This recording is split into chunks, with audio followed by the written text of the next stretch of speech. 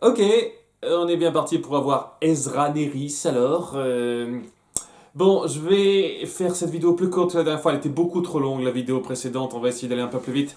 J'aimerais quand même dire un petit mot sur ce sur quoi je ne suis pas penché sur le début de cette saison 7. C'est le fait qu'on a un générique un petit peu remanié, c'est un peu la même chose, toujours sur la trace d'Aravos, mais étant donné que de base on mettait Viren qui était un petit peu au centre de ça et que maintenant il est un petit peu mort, il est plus trop à tant soit peu à mettre en avant Viren, et ben c'est Claudia qu'on va mettre en avant et maintenant Ravos qui est libéré, c'est plus exactement le même type d'apparition. J'apprécie le fait qu'on ait mis ça à jour, je trouve ça assez cool. Voilà, je tenais à le dire.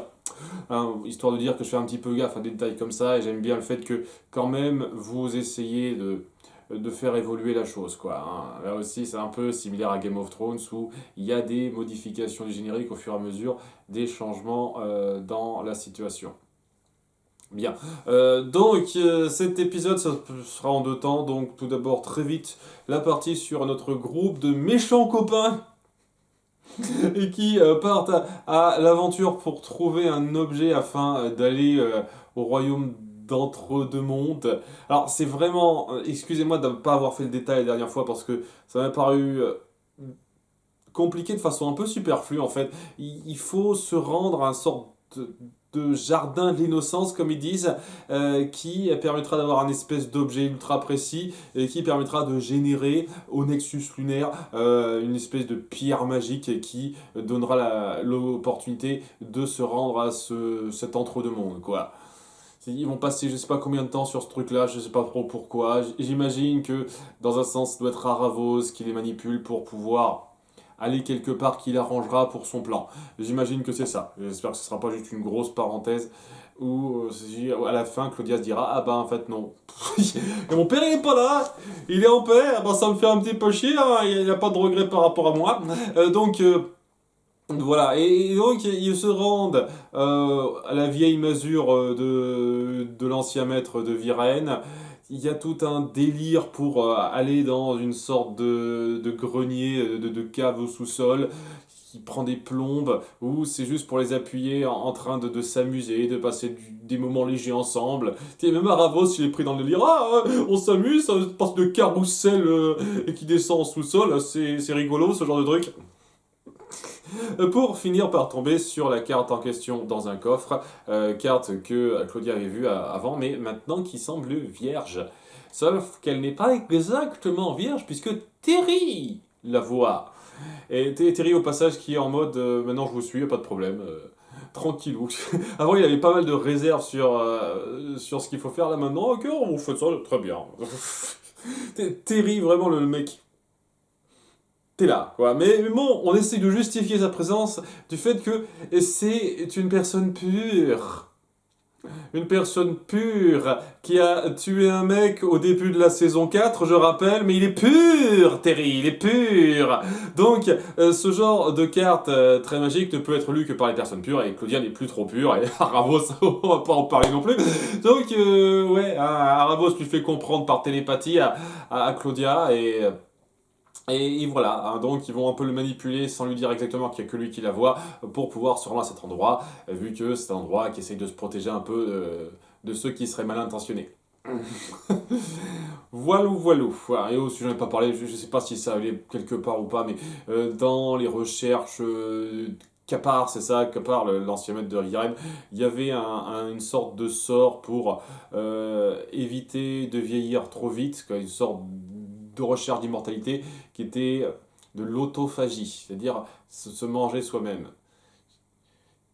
Ok, est-ce que ça va quelque part ça? C'est juste pour faire ce genre de truc un peu burk, là, juste pour faire ça, je vois pas l'intérêt. Donc j'espère que ça va aller un tout petit peu quelque part, ce délire.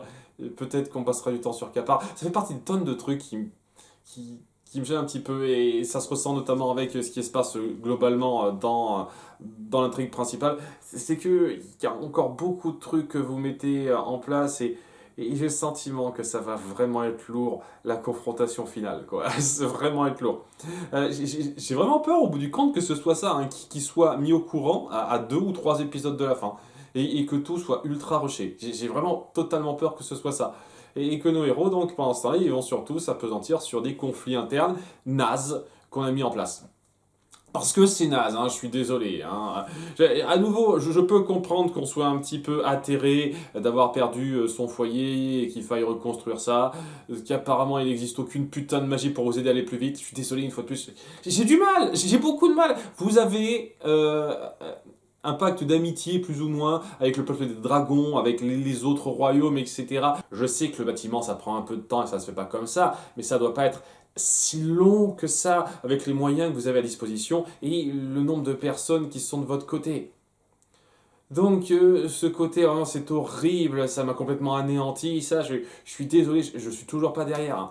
Je sais pas si quelqu'un m'a répondu en commentaire par rapport au fait, mais comment oses-tu minimiser quelque chose d'aussi horrible que de perdre son foyer, etc., etc. Oui, les gens qui subissent ça à cause de raz-de-marée, de catastrophes naturelles, c'est horrible pour ces personnes-là, en grande partie parce que c'est quelque chose d'à super grande échelle. Et à nouveau, Catholique, je suis désolé, hein, c'est pas un endroit ultra vaste de ce qu'on en voit, déjà, mais aussi parce que c'est énormément de gens, c'est dans un endroit à risque maintenant, c'est pas quelque chose qu'on retrouve comme ça facilement, quoi. Et oui, c'est pas les mêmes moyens. Donc bien entendu, c'est pas pareil. C'est pas pareil dans ces circonstances-là. Excusez-moi pour cette grosse parenthèse. Je veux pas que cette vidéo dure 50 minutes comme la dernière, quoi. Donc oui, il y a Ezran qui fait un conseil pour discuter un peu de ce qui se passe. Et tout le monde est complètement opené en mode je sais pas quoi faire. C'est inquiétant la situation, je sais pas quoi faire. On fait confiance, Ezran, hein, soyez sûr. Et Ezran, donc, il est en mode il faut quand même se préparer, quoi avec ce qui s'est passé, même si on reconstruit, et si quelqu'un venait s'attaquer de nouveau à nous, ça pourrait être détruit aussi vite comme ça, clac. Et qui, en fait, qui t'a en tête? Étant donné que vous pensez qu'Aravos est toujours piégé et de façon claire, carrée et tout, ce qui est complètement con. Je veux dire, vous posez pas de questions sur pourquoi Solragen a attaqué aveuglément votre ville en particulier et vous cherchez pas plus loin que ça. Nos héros sont cons. J'en ai vraiment marre de suivre des héros cons en fait. C'est ça qui me saoule le plus peut-être avec la mise en scène dans cette série. Oui, et vous, au-delà d'Aravos, qu'est-ce que t'as en tête en fait, vu que Aravos, visiblement, c'est pas une seule seconde. Donc, tu devrais pas avoir d'ennemis restants, mon gars, qui te viennent en tête. Et le fait que tu es en mode, ouais, maintenant, il faut être ferme, il faut arrêter de vouloir rechercher la paix et l'amour, il faut se préparer à la guerre et préparer nos défenses pour dissuader quiconque de nous attaquer. Et ce qui m'embête, c'est que, au-delà du côté virement à 180 degrés du personnage pas suffisamment justifié, il a pas complètement tort sur le port. Pareil, il y a Rayla, on va s'apesantir un peu sur Rayla et ses considérations qui dit hey, c'est pas juste de garder Runan prisonnier, c'est quand même un meurtrier le gars. Non, c'est un assassin, c'est pas pareil. Il est payé pour ça, c'est un job. Il le fait pas malicieusement. Donc c'est un gentil meurtrier. Oui, il est gentil, merde. Et tu dis oui, il était complètement con. Et là, c'est ça, ton argument, c'est nul à chier. Alors que le but premier de la chose, et c'est quelque chose qui sera traité dans une scène qui me plaît beaucoup par la suite, histoire de dire que je ne crache pas sur tout, hein, rassurez-vous, c'est qu'il y a des bons arguments.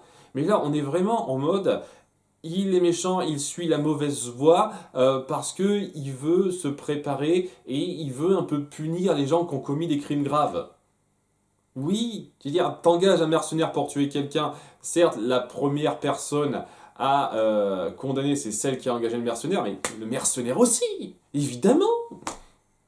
C'est quoi ça? C'est quoi ton argument, Rayla? C'est nul à chier, quoi. Et évidemment, lorsque tu te fais attaquer, lorsque tu sens qu'il y a un possible danger, même si à nouveau, j'aimerais bien qu'on situe un tant soit peu les dangers qu'il voit, au-delà de Sol Regan qui est complètement mort maintenant de son point de vue à lui. Au-delà de ça, quoi, c'est logique de vouloir préparer sa défense en étant peut-être un peu plus agressif pour dissuader quiconque nous attaquer après un truc qui nous est tombé là-dessus comme ça. Ça aurait été mille fois plus fort s'il y avait eu des conséquences graves, réelles qui se ressentaient, à part, oh mon dieu, c'est horrible, on est obligé de vivre dans des tentes à côté du manoir qu'on a vu tout début de la saison 1, là, en attendant, mais c'est tout, quoi. Et c'est ça le problème principal. euh, de la chose. Les idées sont bonnes et je pense que je suivrais totalement la logique d'Ezran si ça avait été beaucoup mieux amené, si c'était pas aussi foireux et forcé dans la chose. Mais c'est ça qui va me gonfler là-dedans, c'est qu'on va vraiment foirer les conflits. On doit mettre en place un conflit interne entre nos héros.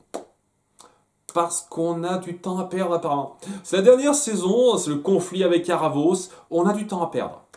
Et je le dis clairement, hein, peut-être qu'ils avaient prévu d'autres saisons, mais c'est pas logique. Dans un sens, c'est le nombre 7 est parfait. Ce sont les 7 éléments que vous avez mis en place. C'est normal que ce soit la conclusion.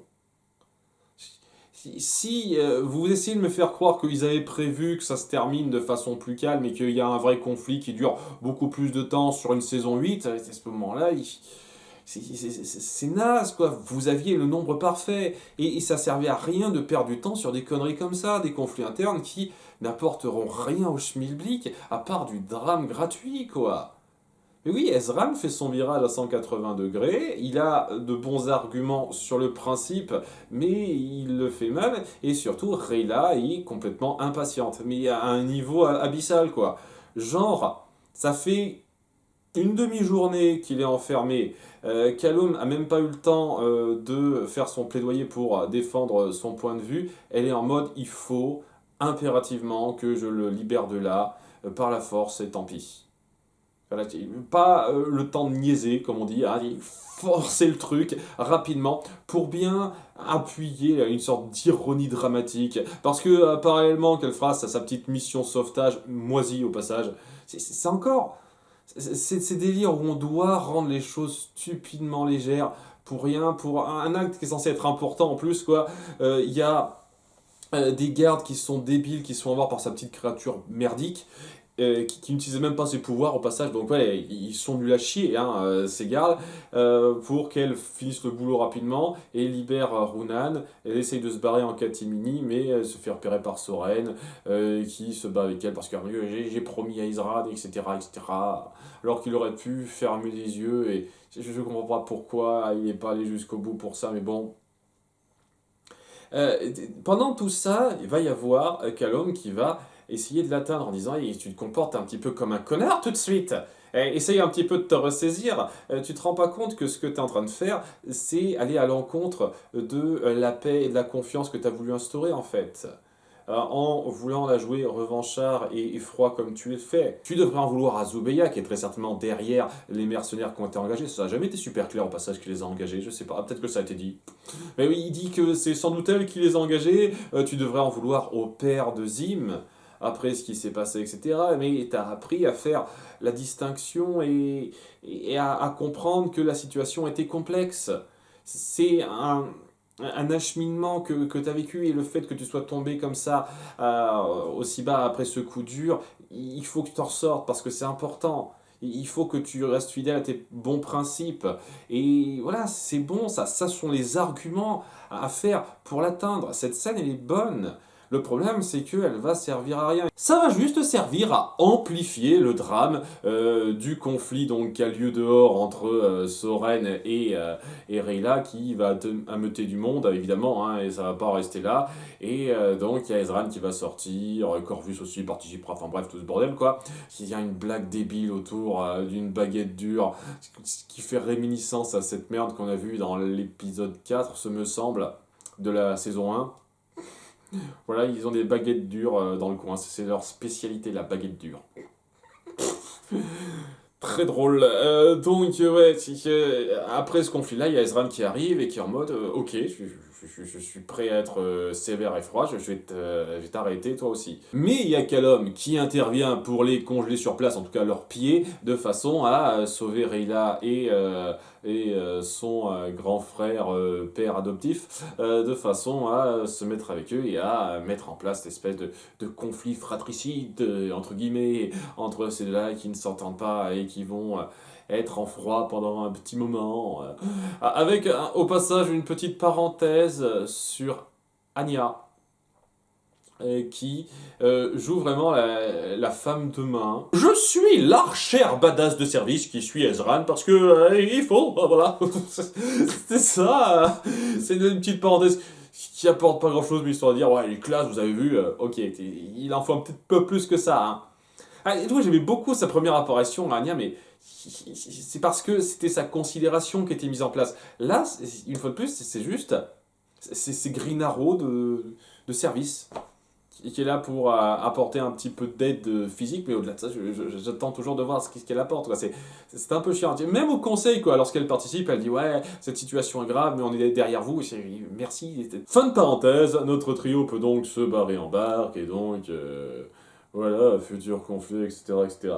Vous savez, un petit détail, lorsque il y a Callum qui descend du ciel pour intervenir et faire quelque chose, j'avais un peu dans l'espoir que ce ne soit pas lui, mais l'elfe stellaire qu'on a vu à la fin de l'épisode précédent. En mode, ok, cette espèce de conflit qu'on met en place, c'est pas la peine de faire durer longtemps, elle va dire la vérité, et on va commencer à se mettre un petit peu sur le pied de guerre par rapport à Ravos, non. Hmm.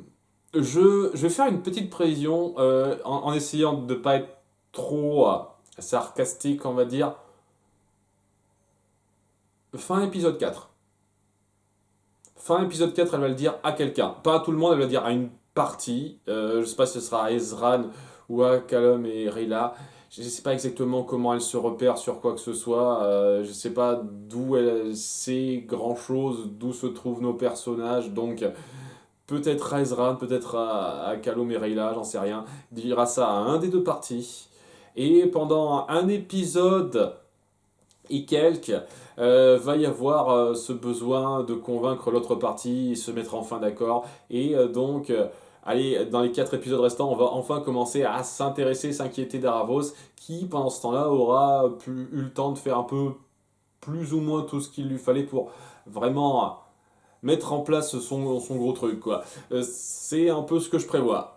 Et donc, pendant ces 4 épisodes qu'on met en place, donc encore 2 épisodes comme ça, on va montrer Ezran et Callum qui seront dans ce duel fratricide sans intérêt. Fratricide, évidemment, j'exagère le trait, mais bon. Et franchement, je trouve ça chiant, quoi. Peut-être dans d'autres circonstances ça aurait pu passer, mais une fois de plus, mal amené.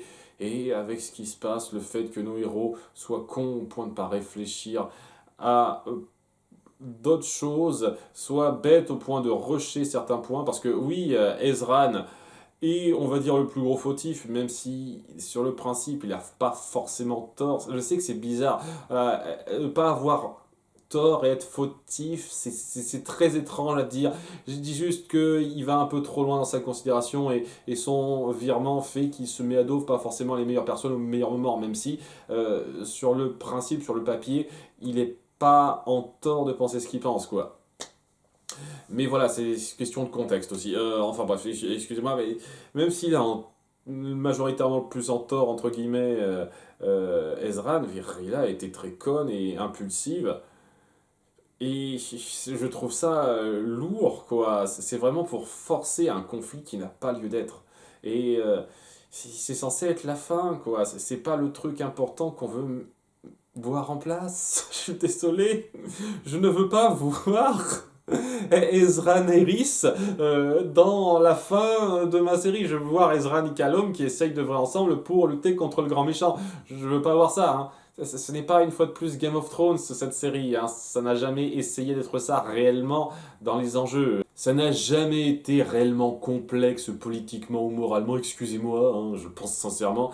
Et le fait que ça veuille une fois de plus donner cette impression-là, je trouve que c'est gros, quoi, hein. Surtout après cette saison, ça commence à devenir un petit peu gavant.